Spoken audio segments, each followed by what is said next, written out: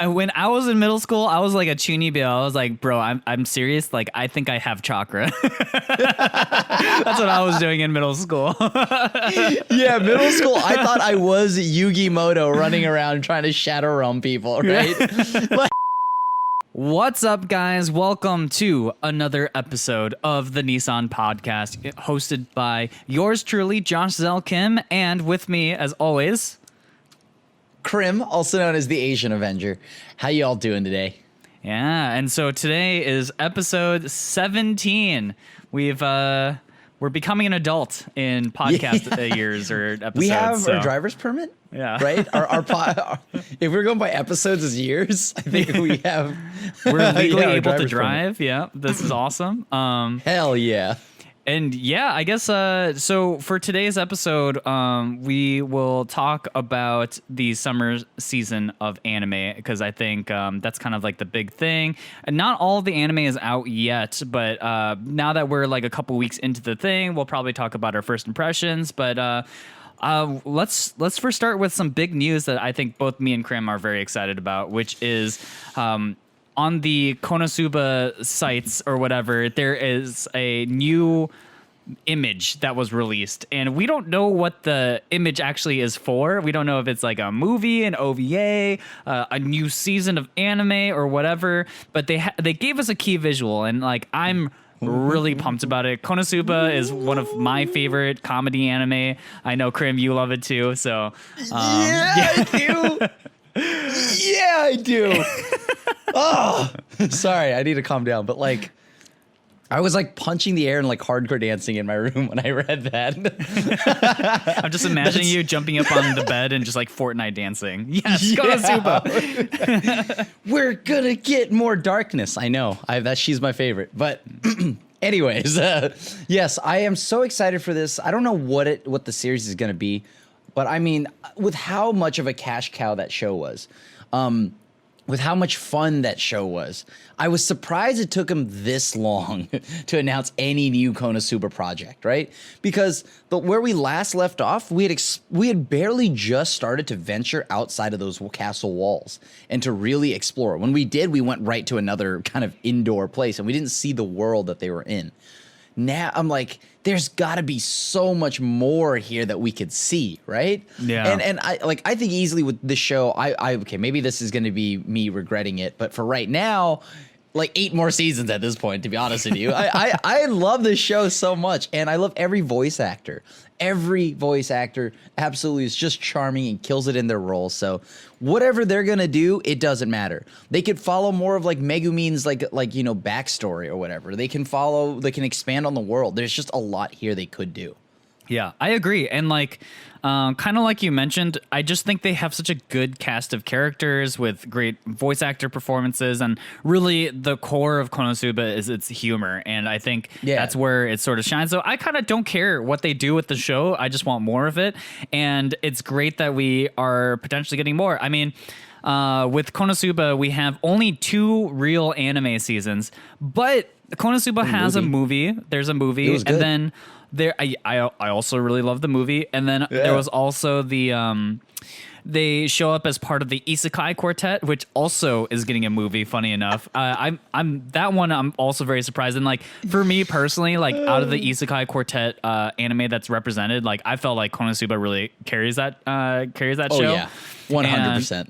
And so like for me, Isekai Quartet was just sort of holding me over until whatever's next, and so I'm looking forward to more and seeing more Konosuba, because to me, they're just like I've always said this. They're like the D&D party that your friends make characters that you make while you're drunk, and like they're just dumb. They're silly. They make no sense. Like, yeah, what if we made a tank that can't hit anything? What if we made a maid that only has 1 spell per day?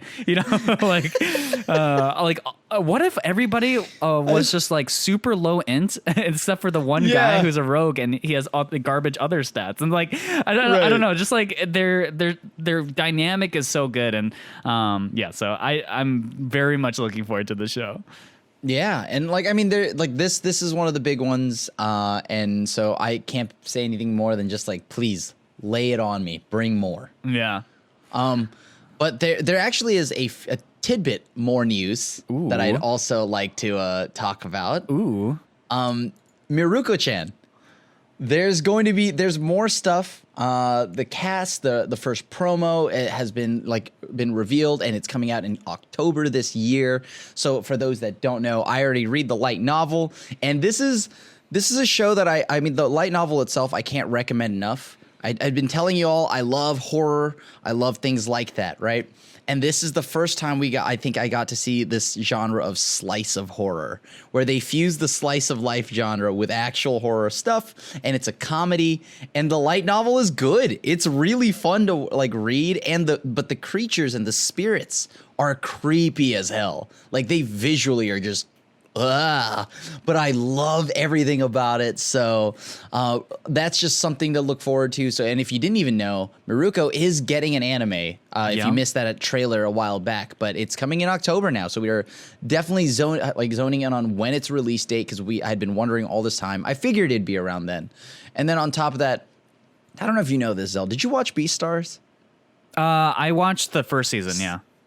The second season's still in Netflix jail, or maybe it's coming out of Netflix jail soon? No, actually, I didn't even know that it came out on Netflix, and it came out like 3 days ago. I don't know, 5 days ago. Oh my God. I hate Netflix jail so much because I just know that it's going to eventually be there okay, it's out. So I gotta go watch it because I love Beastars. I'm gonna watch it, but apparently I think there's more stuff coming down the pipeline here. So I mean, for Beastars, and I haven't seen second season yet, so maybe it'll be good. And I don't know if you're watching this right now or listening, maybe you've already seen it, and like, you know, please let me know if it is good, because I'm excited. I'm gonna slowly get started. Yeah, I still really loved the first season, but it ended on a kind of a weird note, so I'm kind of curious to see where they take the second season. So same. So yeah, okay. So that was sort of the news, I think. Speaking of slow, I guess slow to start. Yeah, okay, right? So let's getting into the anime that's of summer season. So again, like, we talked about this a little bit in sort of our just overview of the season, and like, this felt like a sleeper season where I'm not really sure what to be excited of. And now we're a couple of weeks in. I've seen a few of the first episodes. Like, for some of these, we've already gone to the 3-episode hump, which like everyone talks about as like a rule of thumb of like, should I drop? Should I whatever? So we'll talk more about that. But weirdly enough, this season there are some anime that still hasn't even come out yet, which I thought is kind of interesting. Like, you know, some of the ones that I was interested in, like Jahi-sama and Idendachi, like, they haven't come out yet, so we'll see more about that, I guess, later. But that said, we'll talk about some of the other ones and we'll give our thoughts on it. So, should we just jump right into it? I guess. Lead us in. Okay. Anyone that like you want to like start with? Of course, there's all the ones that have continued over from last season, like Tokyo Revengers. Yeah, maybe we start there, right? Let's just start with the anime that is continuing first. So I guess I'll start with My Hero Academia, and My Hero Academia has been. I'm just so glad that we're out of the tournament arc, but man, we haven't gotten anywhere, and so like, I've been so curious when all the zaniness is supposed to start, because again, like, manga readers have been so excited about this. Like, I keep hearing like, oh, this next arc's gonna be good. This next arc's gonna be good, and I'm like, when does it get good? I don't know, because I'm sitting here waiting for something to happen, and like, even in this last episode, I'm just like, I just feel like we're back in filler arc territory where like nothing really matters, and I don't know. I just feel like I just called the DMV and they've put the elevator music on and put me on hold, and yeah. Oh God, you're right. I hope you like elevator music. That's precisely how I feel right now, right? Because I mean, they've touched up on some pretty interesting topics. Like, I want to know more about this all for like, you know, One for All business. Like, who are these past members? You know, all this other stuff, but we've kind of just hit this halt with very little sprinkling of like touching up on that topic, right? Mm-hmm. And I kind of feel exactly like you do, in that this is just kind of like elevator music. We're just waiting and waiting. It's like, you know, and for something to happen. And I'm hoping it's not like season 4, because season 4, the first half, like literally, I think like the first 13 episodes didn't do anything. It almost felt like, and then it wasn't until the second half of the season where it's like bangers, just nonstop. Like these episodes they just don't stop. And then, so a really slow build, and I'm all for a slow build, but like this is like not move. Like this doesn't even feel like it's building. Yeah, right now it just feels like we're sitting idle. So I don't know what's going on here, but you know, it's in its 5th season, and this is usually where you see long running animes kind of hit this like weird part where they're kind of like they stall out for a little bit. Okay? Yeah. I hope that My Hero pulls it back in, because this first part of the season I'm not a fan of. This might be the worst My Hero season yet, and that's kind of crazy to me because I think the first 3 seasons are so good and so fun, and 4th season was kind of where things started to unravel a little bit for me with the gentle criminal guy arc, and then Overhaul's arc too, where like I just didn't feel like it was... I actually liked Overhaul's arc. I would have liked it if it was portrayed particularly well. Like I liked the ideas in it, but so anyways, in my opinion, that was still a weaker season, right? And then 5th season, everyone told me like, oh, like things are gonna start to ramp up, but then yeah, you know that emote mod check? Like that's me. Yeah. Hype where? You know, like yeah. That's so true. and like trust me, like, you know, it's not like I hate the show. I love My Hero. I even have like sleeves. I have like, you know, merch all over the place, and I want this show to be good, and like I'm finding every reason to want to like love this season, but I can't. It's so bad so far. Yeah. I mean, like, My Hero just has us on a chain, you know, and they're like, oh yeah, remember those good times you had? Yeah, like, yeah, My Hero, I love those good times. They're like, yeah, you're going to hold on a bit. And you're like, okay. We're on fumes. We're now on fumes, right? Like we're starting to get on fumes. There are 2 seasons of like just first halves that just completely suck. Yeah. Like, and I don't know. At this point, I don't want to drop My Hero, because again, people have sold me on this promise that like, oh, it's going to get better, and I'm like, okay, please. Maybe soon. it does though. Maybe it does in the manga because the pacing in the manga works. Yeah. Right. But maybe that doesn't necessarily translate into anime.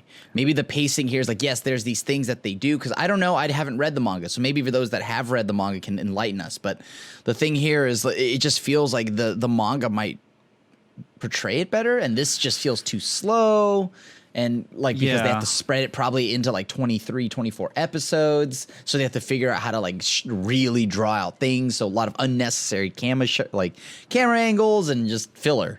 I'll probably want to talk more about that a little bit in Tokyo Revengers 2, where I think like sometimes the manga format helps out a ton, because the speed at which you can get through filler stuff when you're reading manga is way faster, right? Like in anime, you're just stuck for the 23 minutes, no matter what, right? But in manga, you can kind of choose your pacing, right? And so you get to a slow section in the manga, you can be like, okay, they're just like a bunch of panels with no words on it. I'm just gonna look at the pictures really quick, you know, like you just like flip through it, and pictures you're like, okay, go burr. Got it. Pictures go burr, and you're just like, okay, whatever. Let me just get to the part that's exciting. And so like, I think that's the strength of the manga format. And like for anime though, we're just like, oh God, we can't. The pictures don't go burr. They're going really slowly, and so I guess maybe we just start talking about Tokyo Revengers a little bit too. Let's go right into it. I mean, that's general consensus on My Hero so far. But let's move into Revengers.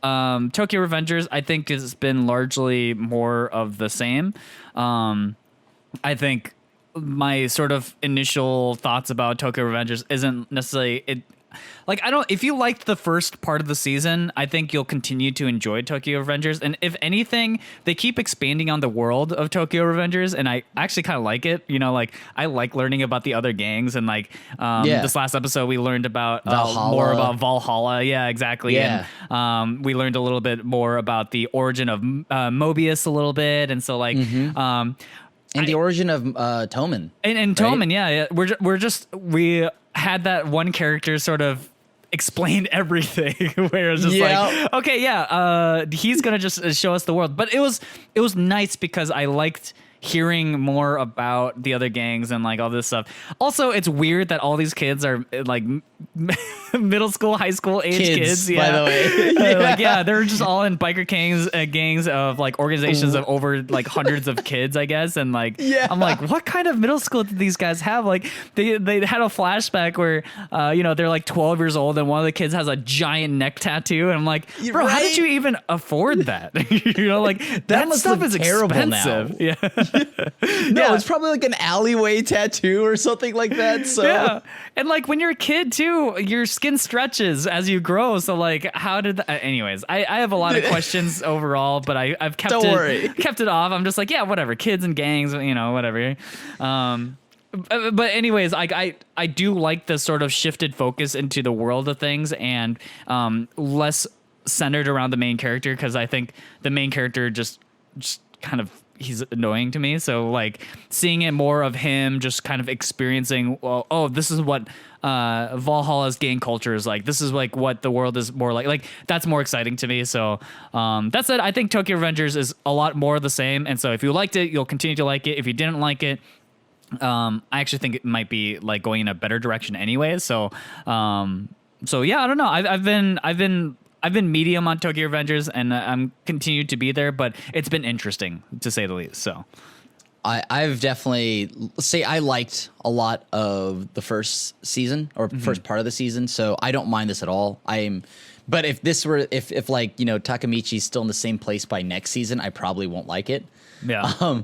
So because right now I am getting a lot of the world, like Xell has mentioned, and I really like that.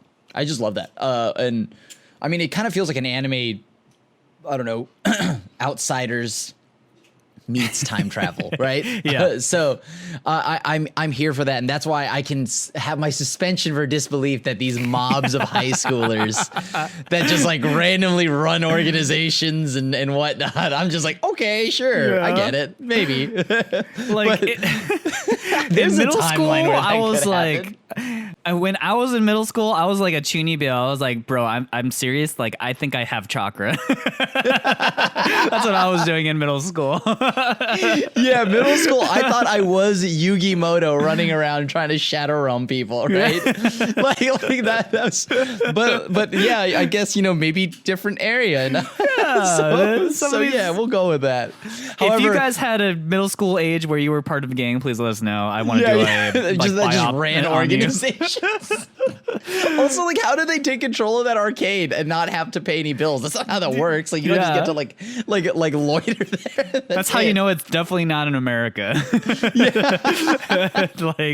America, that they would kick you out 100%. Yeah, there's no rent free anywhere. So like. That's the thing though. Like, I mean, right now, otherwise, I'm loving this show. I'm loving the world, the cultures, the characters that are bringing in.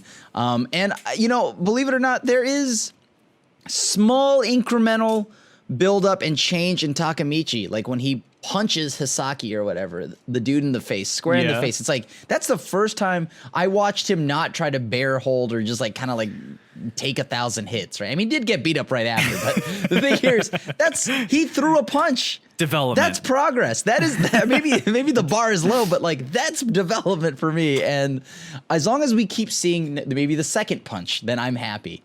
So right now, I think Xell said it best. It's more of what you already love, but moving in the right direction. So if you like Tokyo Revengers, you're going to probably want to tune in for the second half. Yep. I think that's Revengers. Oh, what were you going to say? Are there any, there's Slime too, right? Slime's technically continuing, but let's talk about To Your Eternity, because that one is directly continued from last season. Yeah, okay. And I think To Your Eternity is it missed. It just really doesn't miss. The only thing I will say is that, my God, what a shift in the world building here, where they're just like, oh yes, I need to make my own way, and like I'm gonna go and become my own person, blah blah blah. Yep. And suddenly you're captive on a slave ship, and now you're on an island now, and you have to fight your way out. Okay, and I was like, okay, that was rather abrupt, but Okay, here we go. I'm here for this though. I'm on this ride because we kind of assume, right? Like there's going to be multiple different stories moving along and like random things like that. And I'm willing to, because you kind of just follow the adventures, right? Of whatever the main Fushi. Yeah. And so you just kind of follow him and just through all the time periods that he goes through and all this other stuff. So I get it. I understand. It's sad as hell, and I'm already ready to be like laid to rest on this next arc too. I'm kind of curious how they're gonna tug at the heartstrings here, because like I think this arc has already proven itself interesting in that this is probably the first time where he clearly doesn't have like a good role model around him, right? Because like every other time, Fushi has some like person who's there to teach them about the world and like and being kind to him and all of the stuff, and now he's on prison island where everybody is a dirtbag and like everyone is out to like profit off of him or like whatever. And so I'm really curious how this will change him, and so I don't know if this one will be a tearjerk arc, but I don't know. I think I know how. Oh yeah. Okay. What's your prediction here? Like, I'm curious. He's gonna find love. One of these eventually, he's gonna find love. Ooh, you think this is gonna? He's gonna find love here in Prison Island. It kind of sounds weird, but think of it like this: this is the perfect chance for because every anime has it, the tsundere character. So like this is where you throw one in like a tsundere pirate, right, or something like that. Okay, interesting. Tell me more. Okay. I don't know if this is necessarily okay. To be completely honest, I don't know if this is going to be the arc, but I just think that there's going to have to be one, right? Like maybe this is the one where he gets grit, right? Mm-hmm. Like you see, because he's nice and he's kind of like this like moldable clay right now, right? Yeah. And this is where he gets grit. He becomes a hardened person and like gets that edge.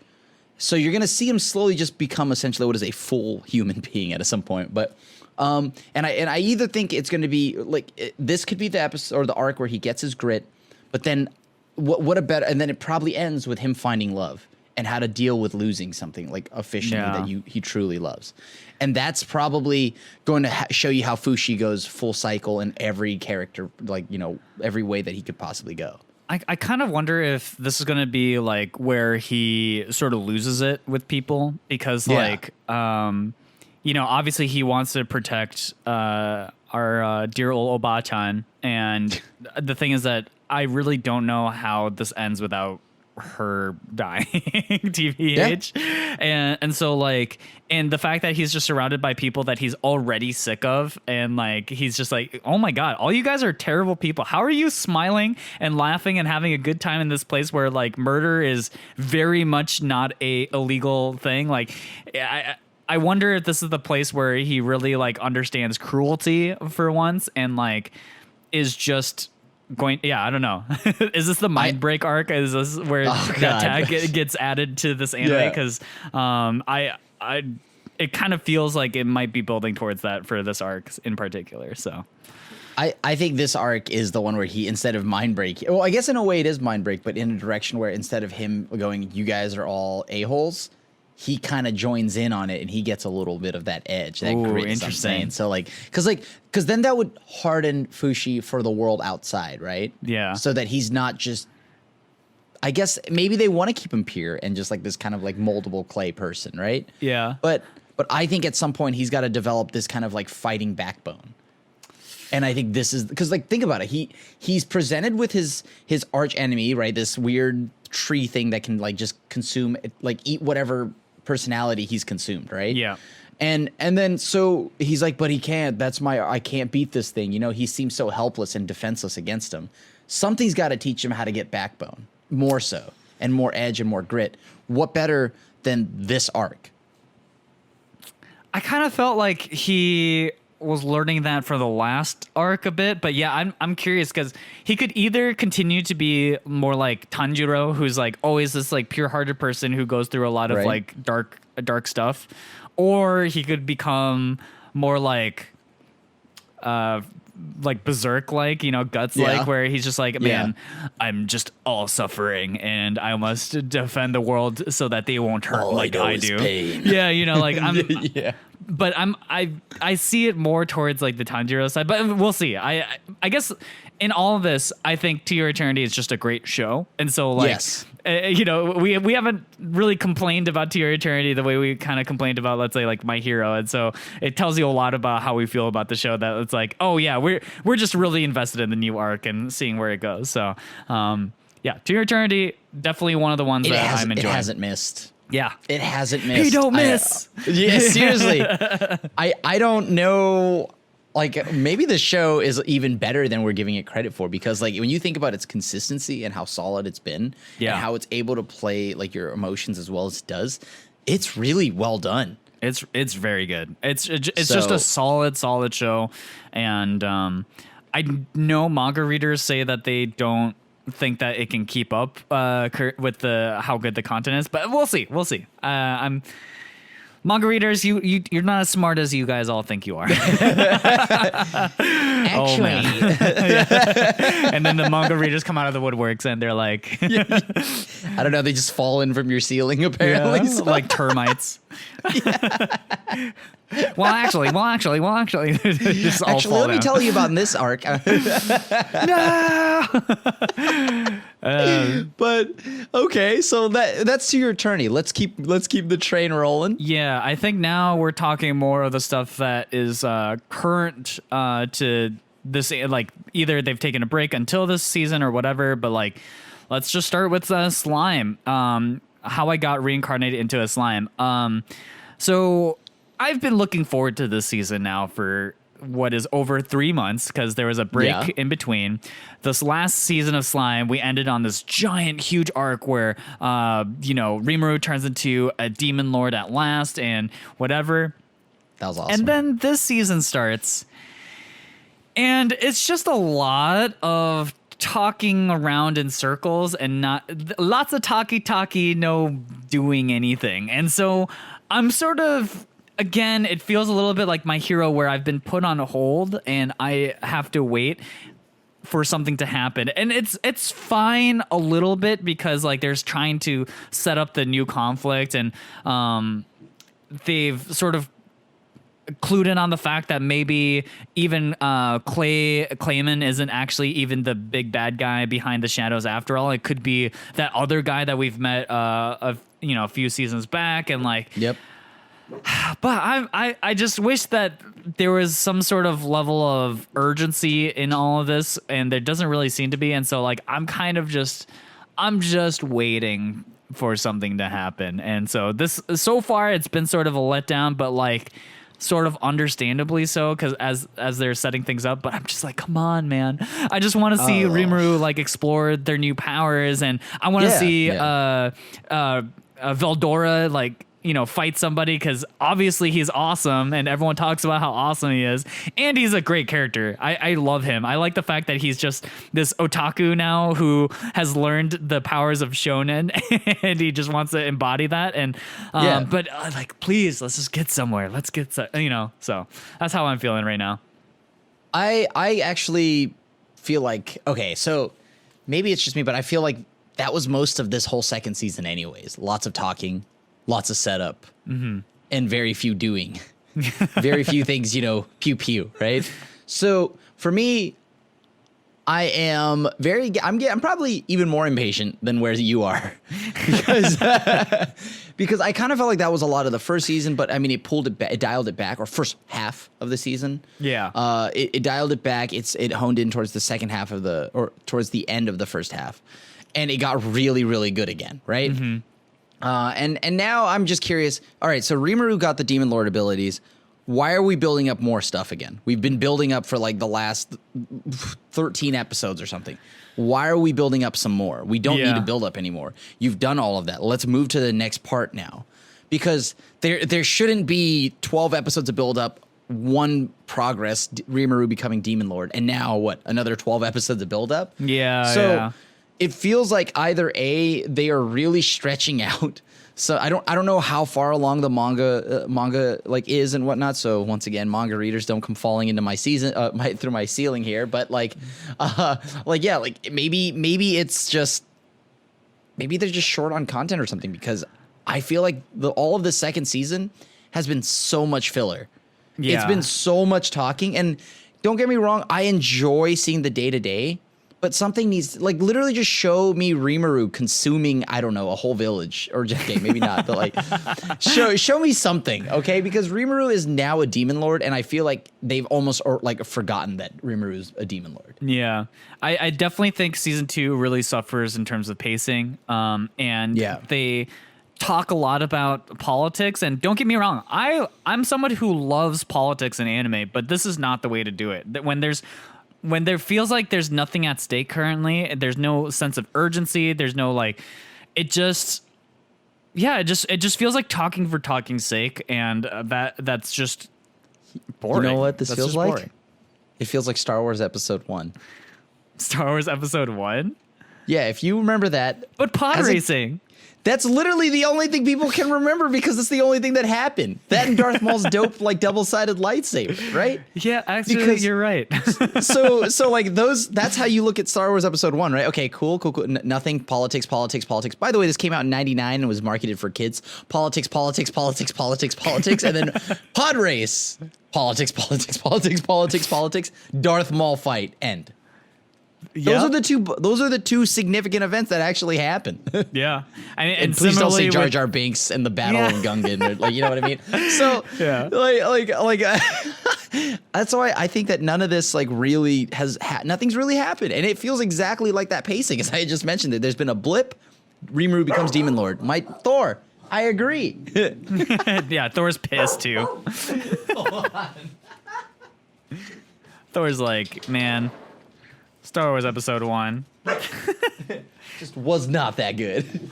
I know, buddy. I know. Either that or Thor really loves Episode 1 and is like, how dare you slander my favorite movie like this? Hold on. I'm gonna grab him. All right, buddy.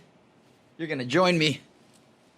And this way, the podcast can also meet Thor and hear him in the background for listeners. But yes, there's a squirrel that's taunting him, so he's upset. But yes. So yeah, I mean, just like you said, just like Episode 1, really in Season 2, it just feels like the most epic moment is the only thing we remember, because nothing else has happened. And so I hope they pick up the pace, man. Come on. Give us some stuff. You just got off a season of just like slice of life stuff with Slime Diaries. Like now it's time to, rev the car, get up to gear, and let's get this thing going. Come on. Just literally do anything. Yeah. Just anything. Yeah, I think that's pretty much Slime. I don't know. Do you have more to add there? Nope. I think up next, so now we're moving on to the shows of this season. There's one show that is continuing that I want to just toss in there really quick, which is the Villianess, which also took a season break. Right. And there's not a lot here. Let me just, it's a show about a really dumb main character, but like in a kind of like a really like likable way. And it's just more of that. Villianess is legitimately the pure like fluff show of the season for me, where I just watch it to turn my brain completely off and just be like, yeah.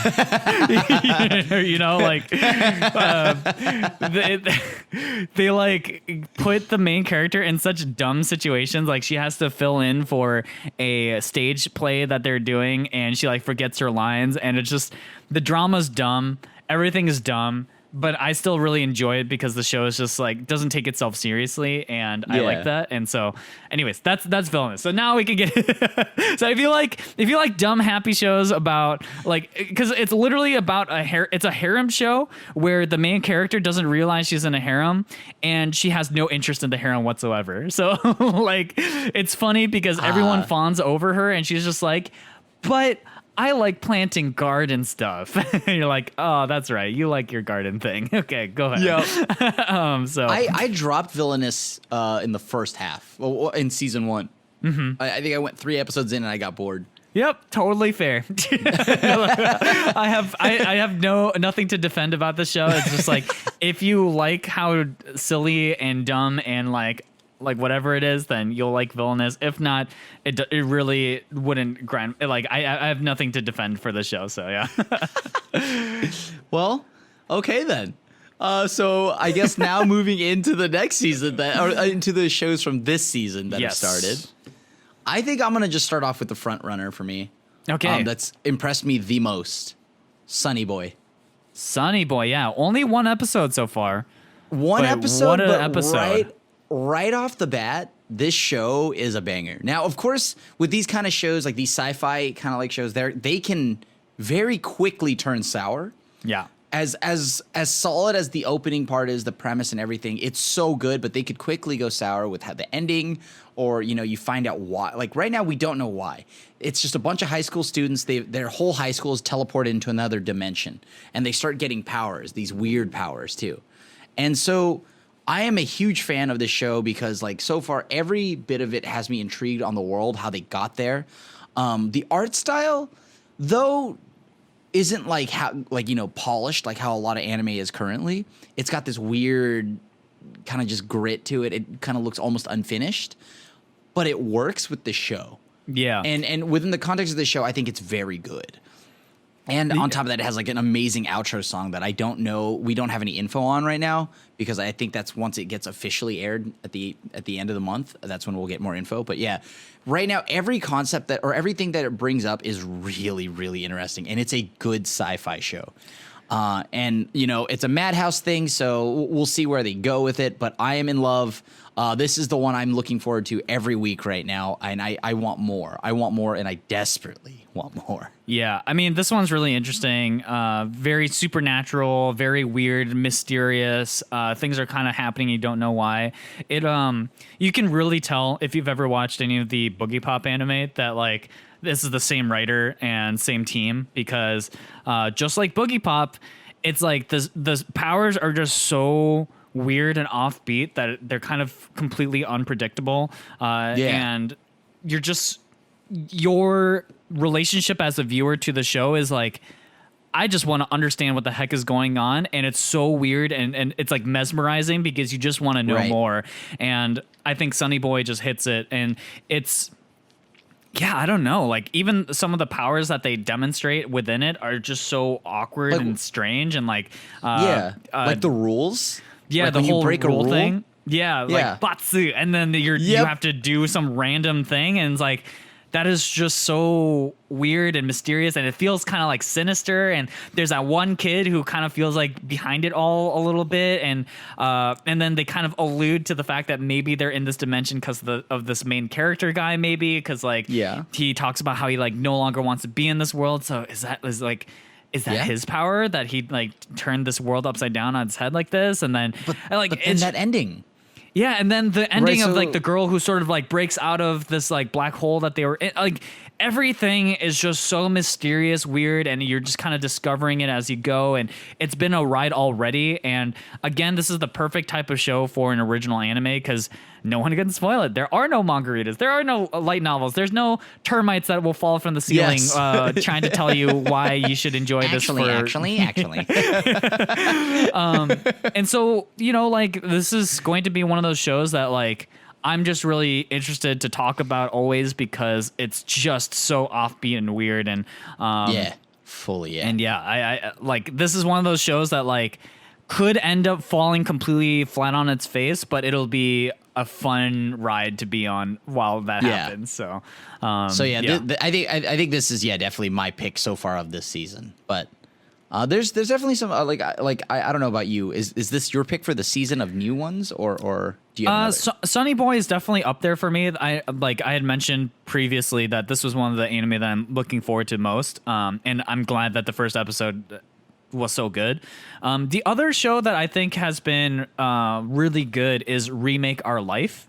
Yes. Remake Our Life, I sort of wrote it off because I thought the premise sounded just too similar to everything else I've ever watched, right? Like it's Remake Our Life, as you might expect, is about a guy who gets to remake his life. Wow, what a concept. It's not like Tokyo Revengers exists. Literally in the title.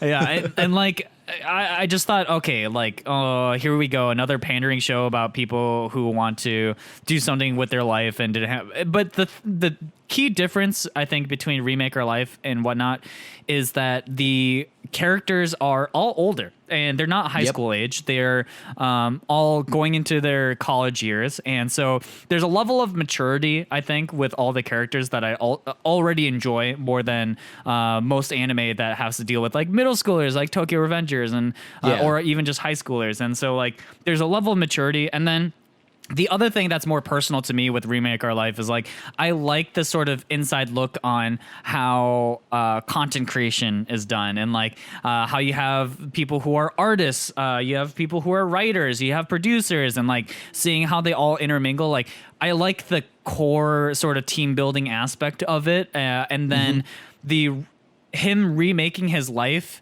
comes from a pretty relatable place too, where like I think a lot of people in today's age can probably relate to feeling like I have the necessary skills to be hired at a place, but because of just like the way the world is, sometimes you just miss your shot, and that's just how it is sometimes. And so like I think that concept is pretty relatable, and so I guess I just really like Remake Our Life more than I thought I would because of that.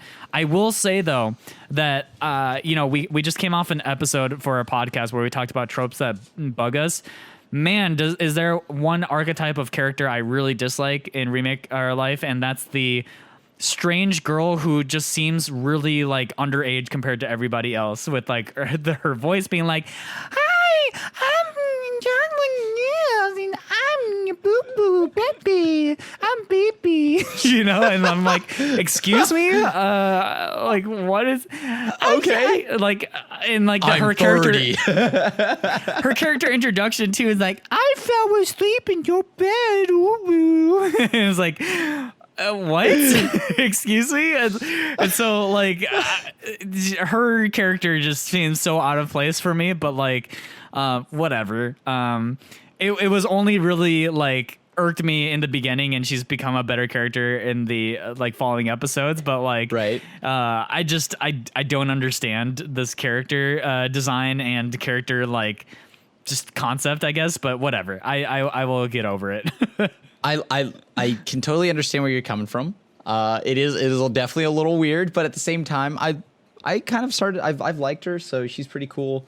And I liked all the characters really, and I like the whole concept of the show. And they've done a good job of breaking the mold of the typical like go back, redo, like whatever, right? And so I'm kind of like it's a simple show. I couldn't explain it any more than that without like directly telling you every single like spoiler there is. Yeah. But I can tell you that this show is a feel-good show in a weird, bittersweet way.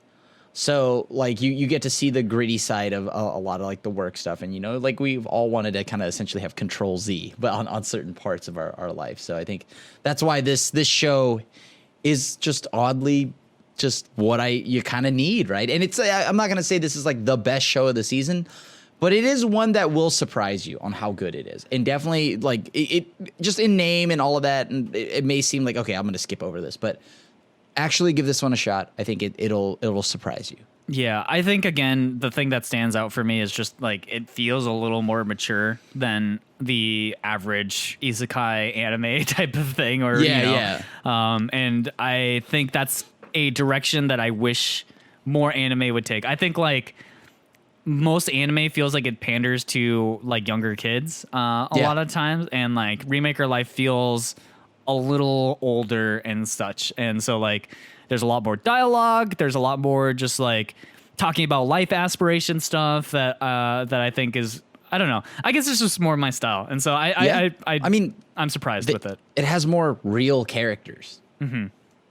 Minus the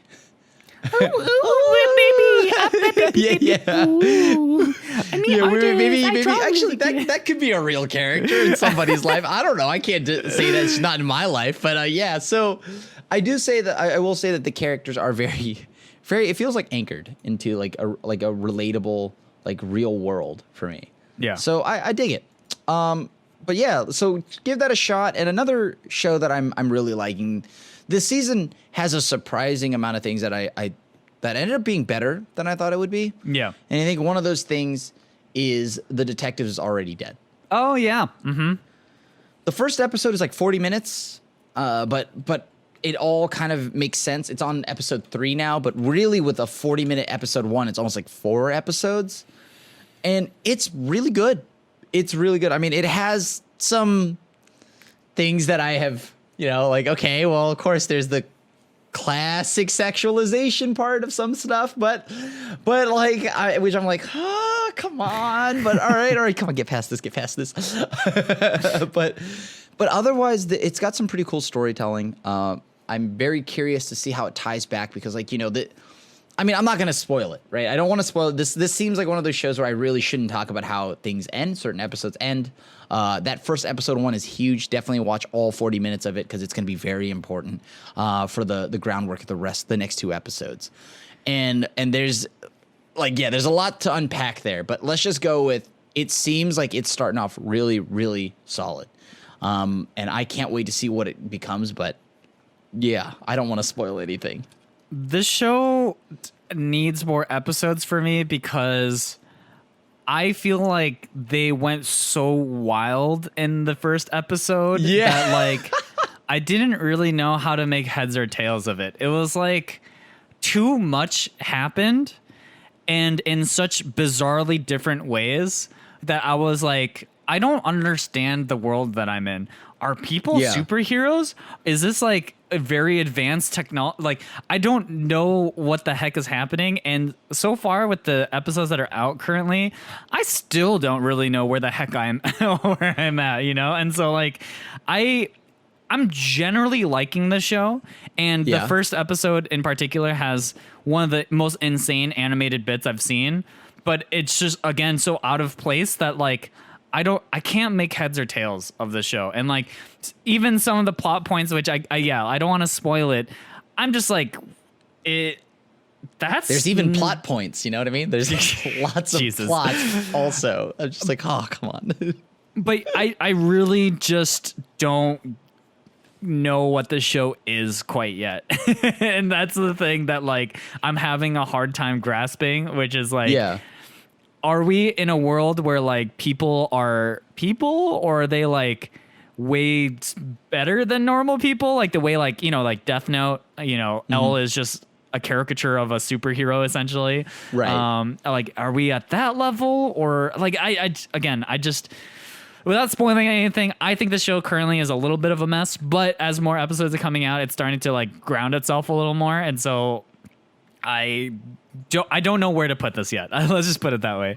So, but I think that the concept is exciting, and like some of the stuff they've shown is exciting. So, I'm definitely more positive than negative, but I'm just like also kind of just like, where am I? I feel like I got sent through the hyperspace tunnel, and I'm just like, where am I? Where did I end up? Like, I have no idea. So.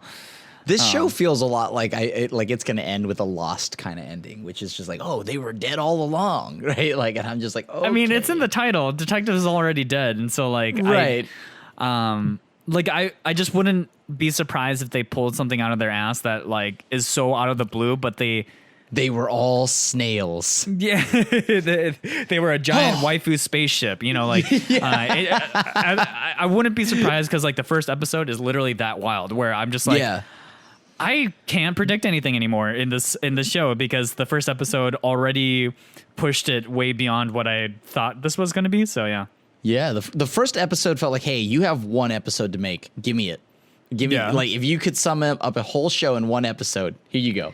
They threw like 90 different ideas together. So So I don't know if that's intentional. I don't know if it actually was like, hey, we didn't think this would get more than the initial first episode. So all around interesting, and I'm excited to see where it goes. Mm-hmm. And then we have another one that I actually really have been enjoying.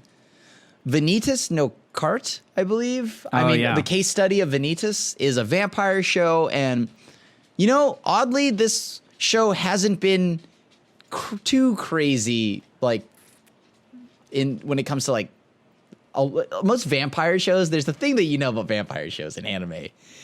It's always just very, very sexual, right? Yeah. And I mean, I see it because I get why, because like, the appeal of vampires, and they're naturally like, they give off this sexual vibe, right? That's how they're perceived, right? I mean, think about it, right? Like hell, even like Alucard had like hardcore daddy vibes, right? Yeah. Right. So like, oh yeah, like you know dark what I and mean? mysterious and sexy, and they breathe down your neck. Yes, exactly. But Just like that. Like that one kid from Hey Arnold. He's a vampire. oh my god, yeah. Except now that's not dark and sexy. That's just the kid from Hey Arnold. Like, oh man. But like that is the case for most vampire shows, right? And oddly, this has been pretty good. I mean, yes, there's still the sexy vampires and whatnot from all angles, whether you're here for hot girl, guy, sexy vampires, they're all there, right? And the show is interesting enough because it makes you, they're touching up on concepts that I don't normally think of, like the name. Essentially, what is your soul, right? What it feels like your soul, who you are on the inside, can be corrupted. And the funniest thing is, it's not a vampire that's going around dispelling these curses and all of that. It's a human. Yeah. So, and in this world, humans and vampires, like vampires are almost seen like as deities. I mean, with the way the most recent episode ended, they pretty much are. They're like Asgardians at this point. Yeah, they ended up in like Mount Olympus for vampires. Right, So- right. It was just like a whole nother dimension of vampires. And I'm like, okay. Yeah, sure. All Yeah, right, okay. sure. Look, take me along for this ride, okay? Yeah. And so it's touching up on a lot of like things that you wouldn't normally see from a vampire show. And so I think from that kind of perspective, it's doing things that I'm just not used to and I'm not ready for, and I kind of love it. Like, right? Like, I don't know. What are your thoughts? I think like story wise, yeah, like the name concept is cool. It reminds me of Spirited Away. You know how like the old lady can control people when you tell her your real name, and like kind of along that concept, and just the idea that like, hey, there is something that's going around killing and corrupting these vampires, and the only person who can stop it is somebody who wields the power to eradicate vampires in the first place. And so like that's like the main tension, I think, of the story, and it's a good setup. I like it a lot, and like this show is animated by Bones, which guarantees that it's going to look beautiful. I mean, some of the set pieces around like the animation is so good, and like there's one character like named the Crimson Witch, which you meet early on, and she's just awesome. Some of this like when the vampires get corrupted, they like turn into these. It looks creepy. They're really creepy looking. They're awesome. They're like I mean, it's like the very first episode. Yeah. Pops. They look like Pops when they have the black beady eyes. God. And it's just like, oh man, you're staring into my soul. Yeah, they're freaky looking, and I think they really nail the sort of like creepiness side of the vampire story, I think, really well. Yeah. I do have a gripe though. Yeah, and go it has to do with the kind of like every time they use the book of Vanitas, there's this whole transformation scene for the book, and I'm just like, can we like, if this is gonna happen throughout the whole show, I'm gonna get very annoyed very quick. It's the Sailor Moon transformation, dude. But on a book, look, I've seen Ronin Warriors. I love Ronin Warriors. I love that. All right, yes, Sailor Moon, do your thing. I don't need to see that on a book, though. I don't, like, you know what I mean? Like, I get it. You're using this badass book. I get what you're trying to do here. It's grand. It's epic. And it's got that, like, steampunk Victorian era flash, right? I'm like, okay, that works the first episode. The second episode, come on now. Third episode's like, dude, are we serious? Like, so they're like, we spent a lot on the CGI. Just bear with it. We need our money's worth here. Yeah, they really did though, and like, so that is a big gripe I have. They need to do away with that book animation thing or shorten that, because I felt like that took like 2 minutes. Personally, my biggest gripe with the show is that I feel like they try way too hard to make the main character like quirky and weird, and for me, like, it makes Vanitas feel a little bit like, you know that old video of Boxy, where, do you know who Boxy is? Do you remember this, Nope. Crim?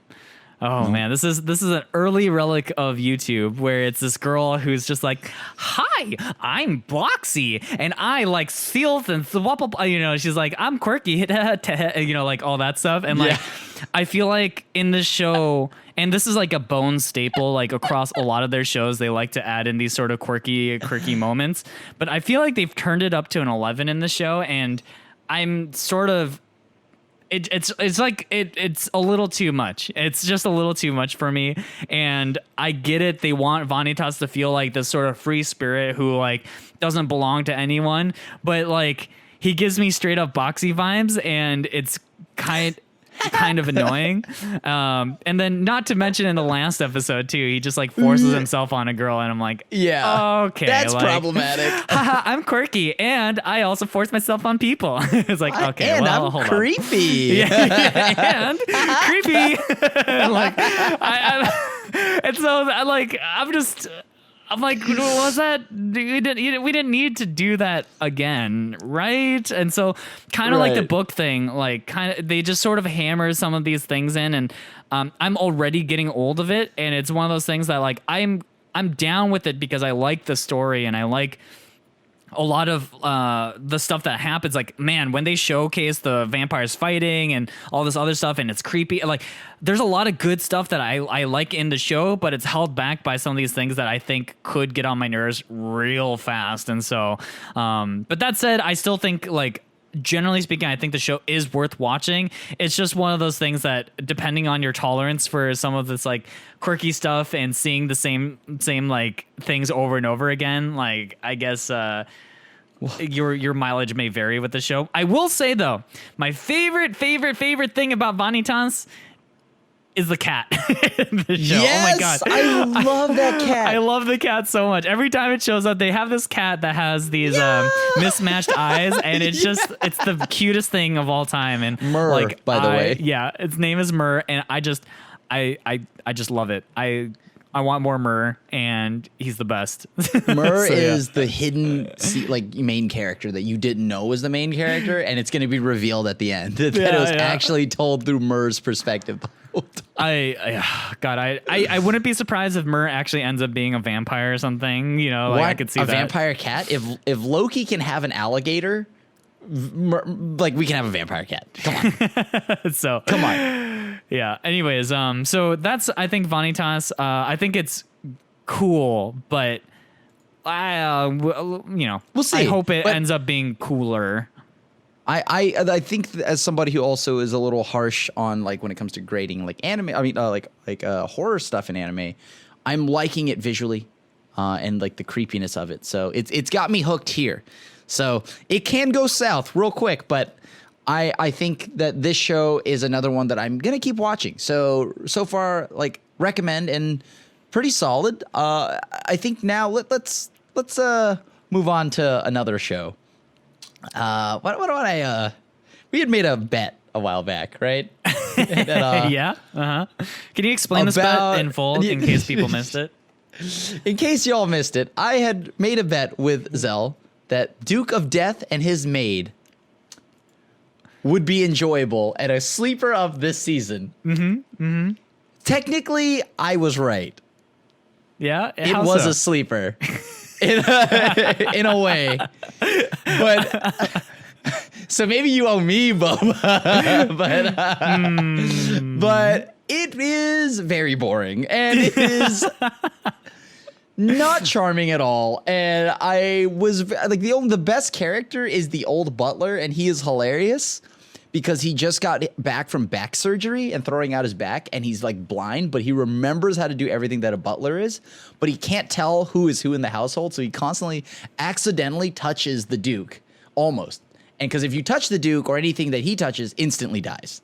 so like there's some humor here. Like, I think that the show is great, but then you have Alice, the maid, who is very much so there. Like, this show is like, yes, I remember when I was 13, and she is very much so. Oh, the cat conveniently cut off my shirt at the top, and like now I have these slits in my dress area where it shows my boobs, and I'm just like, okay, all right. My suspension for it's not that I don't watch fan servicey shows, right? But like, this show is just like, happen. She constantly, like, there's parts of her that I like. She just quickly, like, you know, like, lifts her leg, shows her leg to just like kind of like drive the Duke wild. But after a certain point, it's like, okay, y'all need to do something different, right?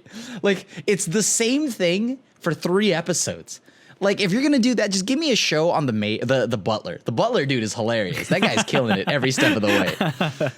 And then on top of that, like once they introduce Viola, the Duke's little sister, I'm like, oh man, she is like if you watched our trope episode, you'll know that I am not a fan of the whole, ooh, I'm Imuto. Oh, are you sexualizing me? Yeah, right? Like, and I'm just like, oh man, okay. And she even goes as far as, oh, brother, do you like younger girl? I'm like, oh, okay, all right. Well, okay, all right. I'm gonna take the L. I'm gonna let Xell know. I'm gonna take the L. Yes, yes. And so, yes, I owe Xell a boba. This show is too yes. ooh woo yeah, and like it's like, you know, okay, I can't hang. Give me a show of Rob the Butler. That's all I want. Please give me that show. So to shorten this, I would pass. I would pass this show. To an extent, I was right. The show is a sleeper. It's boring, except for the Butler. I'll take my boba with half sugar to, you know. Yeah, okay. You with a little bit of salt like that I've got. It's okay. Yeah, no, I didn't watch the show. I still think it's ugly as sin. The animation wasn't a problem, by the way. Oh, the animation was not the problem. It was the story that was the problem for me. I know what you're going to say. You read the synopsis. You thought there was going to be story. Look, I play the same anime video games that I know are going to be bad. So what do you expect? Thank you again. We congratulate Crim for taking the bullet for the rest of us. I'm out here. I'm taking the bullets for so many people right now. Don't watch this show though. Seriously. Yeah. Crim's got more bullet holes in him than Swiss cheese. So. So anyways, so that's that show. The other show Moving on. I wanted to mention, which is another big one for the season, is the Kobayashi's Dragon Maid, which has got its second season. And so if you heard our like preview of the show, we were both really concerned about a particular character that is very much prominent in this one. And like if you watch the previews, like you'll know that they introduced this character. I forgot her name already. Ariri or something like that. There's a lot of I's and L's in it. Yeah, no, Ilulu. Ilulu, that's right. And she has an atrocious character design where she's like this, you know, small child-shaped dragon, but with ginormous mommy milkers, and she wears a bikini bottom, and she's just like.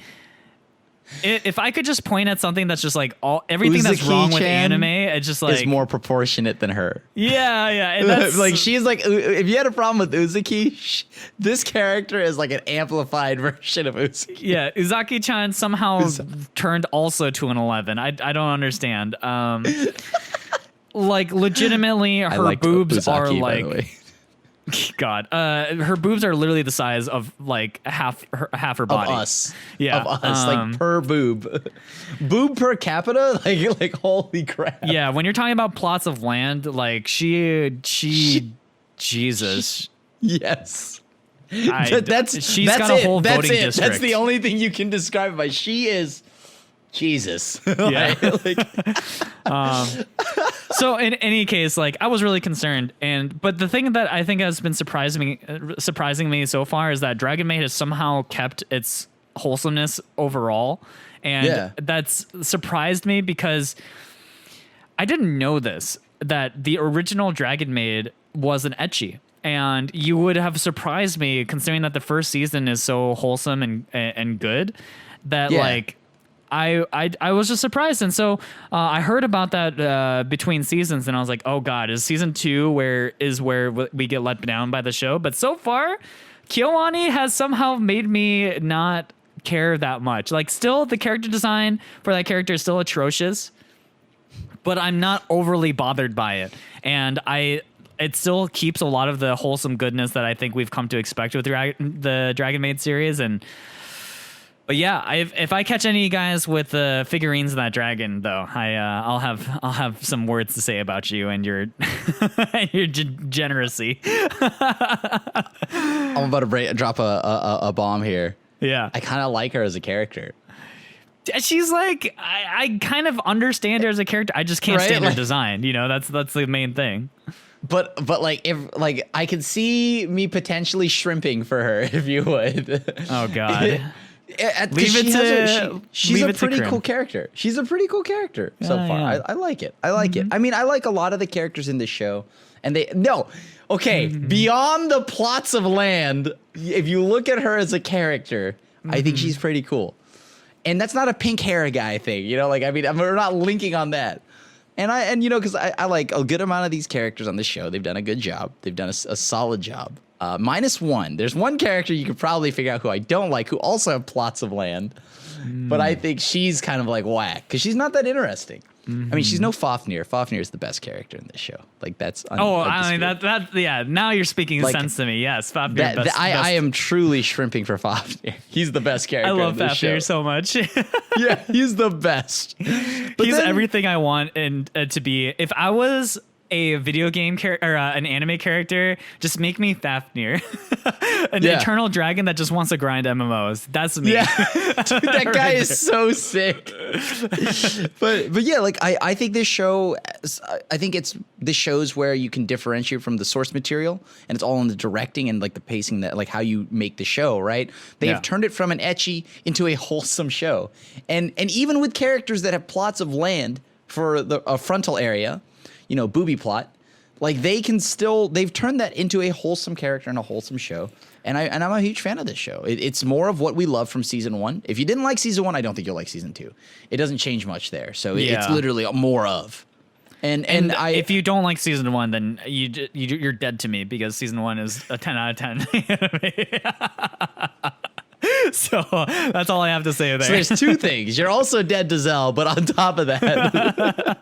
I loved the first season, and so it was really good. Yeah, so the thing that I think is interesting again about Dragon Maid is that, and I guess this is one of the things I want to say about Kyoto Animation in general is that they don't feel as beholden to the source material, and I wish more shows did that. You know, not like KyoAni. The thing is that. There's a couple of reasons why I think Kyoto Animation reigns supreme for me. Is like, one is they're very famous for having salaried animators who have a very good quality of life, so they're awesome for that. Two, they're grass-fed animators. Got it. Yeah, they're wholesome, environmentally friendly. Free roam animators. You know. Dude, sometimes, dude, honestly, when people talk about the animators, they feel like livestock. They really do. They really do. Because they have it so rough out here, you know? Yeah, like, they do. Just like we have these like documentaries about like animal cruelty, like we have documentaries about animator cruelty. So yeah. So anyways, like they're setting the bar, I think, for that. They're also known for just the quality of animation that they put out there. Because God, Dragon Maid has insane animation. It's gorgeous. It's really a gorgeous show. And then on top of that, I like the fact that they don't feel like they have to be they don't have to one-for-one remake the source material. I think that's another thing that I really enjoy about them. And I think they're the show that's probably they're the animation studio that's best known for that. And I would really just prefer more shows to take more liberties on their source material. Let's just put it that way, and like modernize things. You know, like I think of how much of a shame it is that like shows like Mushoku Tensei, who have such a great animation and like world building and all this stuff, to be held back by this thing that like didn't need to be there, which is, you know, the fact that the main character is like a pedophile. And like I just think about how, like, you know, if they just took the time to sort of quickly rewrite some of the things that like people would find questionable in today's on today's standards, because like when Mushoku Tensei first came out as like a light novel or whatever, maybe it wasn't looked down as much back then, but like I would prefer it if shows just would modernize things more. You know, same thing with Slime. Like maybe all that talking is them just having to go through all that dialogue that exists in the manga, but like maybe cut it down a little bit and just like like I really hope in the future that like they just take more liberties with the things to modernize things and just improve anime, I guess, without, I don't know. I guess it's a tricky thing because like you also don't want to take out so much that people feel like, oh, like now the show is so different that like you can't even recognize it anymore from its original. But I think like for the most part, as you can see with like Kyoto Animation stuff, like they've really been able to elevate their thing. Like K-On!, if you read the original manga, is nothing like what the show is, and like they're able to elevate, and I hope more animation studios do that with their thing. So anyways, that's my little bit I think about Kyoto Animation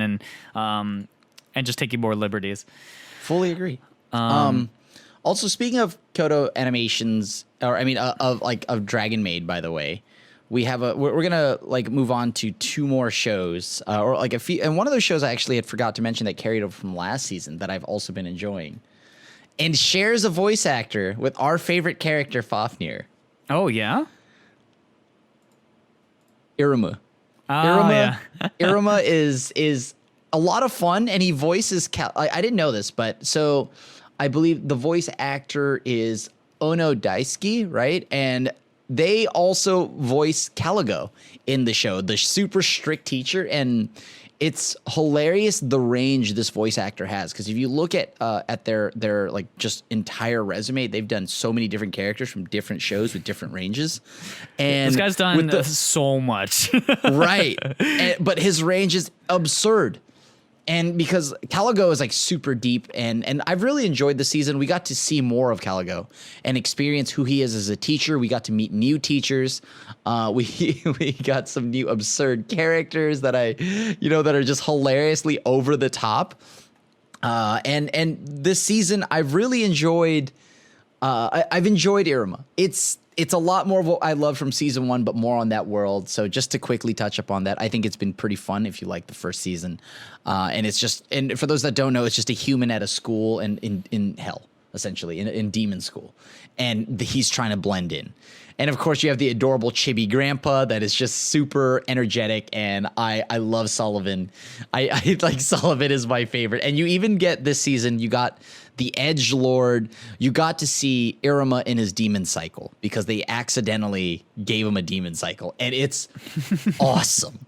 He gets so much done. So yeah, if you like season 1, Iruma season 2 is going to be solid. I had a good time. And yeah, that's just a quick touch up on that. I just looked up like some of the stuff that he's that voice actor like in the last couple of years he was Kyosuke Hori from Horimiya, so he was the dad. He was he's in so much stuff, but some of his main roles that I really liked him in was also, he was Jotaro Kujo from JoJo's, so he's like one of the main JoJo's guys.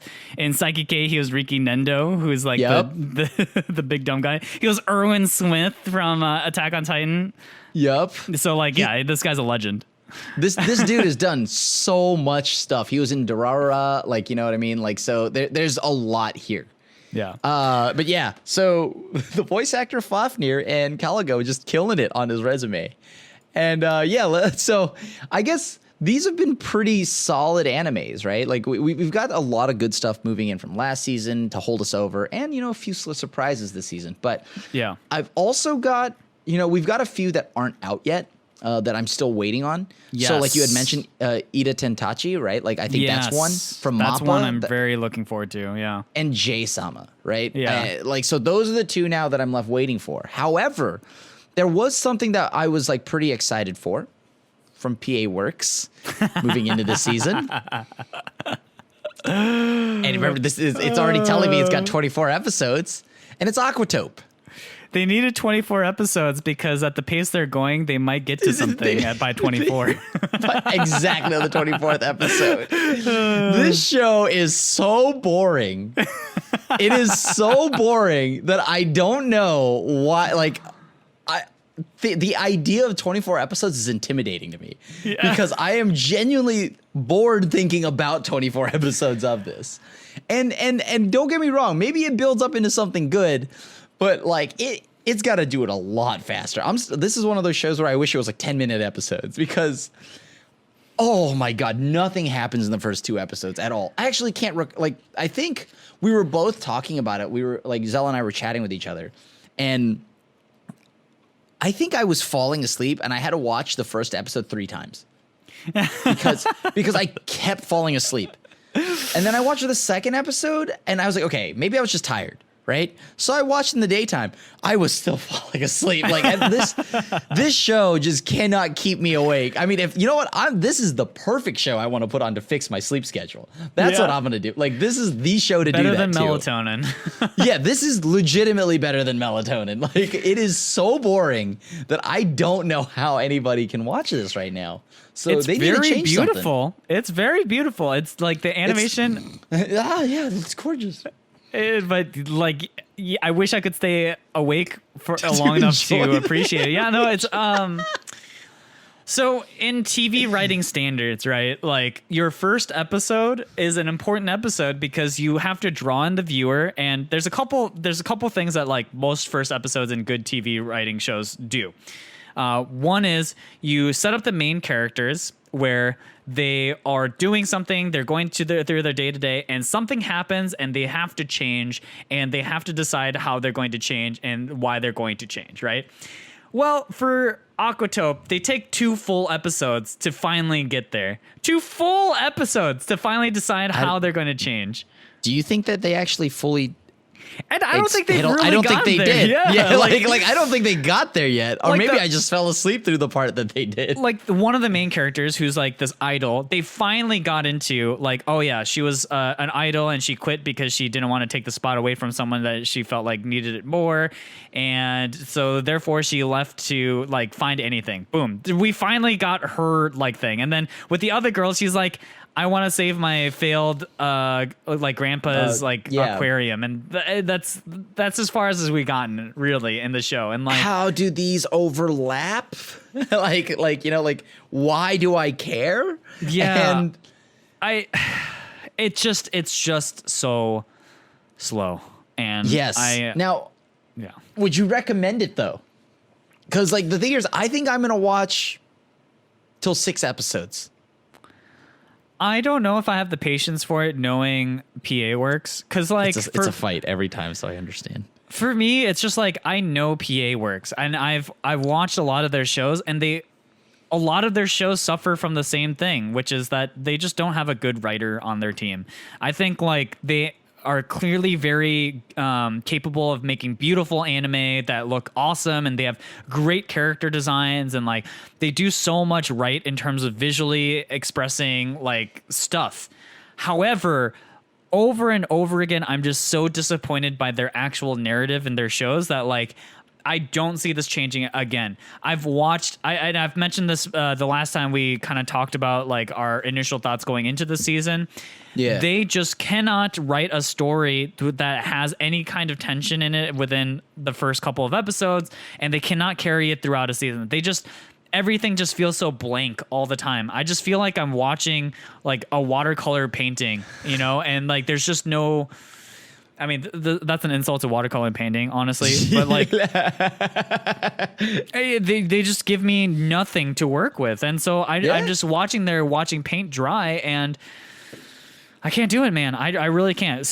I'm gonna drop this show. I'm not gonna bother watching more episodes because honestly, like, I know how this story ends. There's 24 episodes of this pacing. I know what it's gonna be like. They're gonna have some sort of arbitrary thing where like, oh no, things are gonna happen, but not really, because we're PA Works and we can never write any real tension. And so like I'm not gonna sit for it. So like, if someone tells me that it actually does pick up, maybe I'll pick it up again. But like, no, 2 episodes in, I already see the writing on the wall, and it's the paint drying, and I can't do it to myself. So, but Angel Beats was good.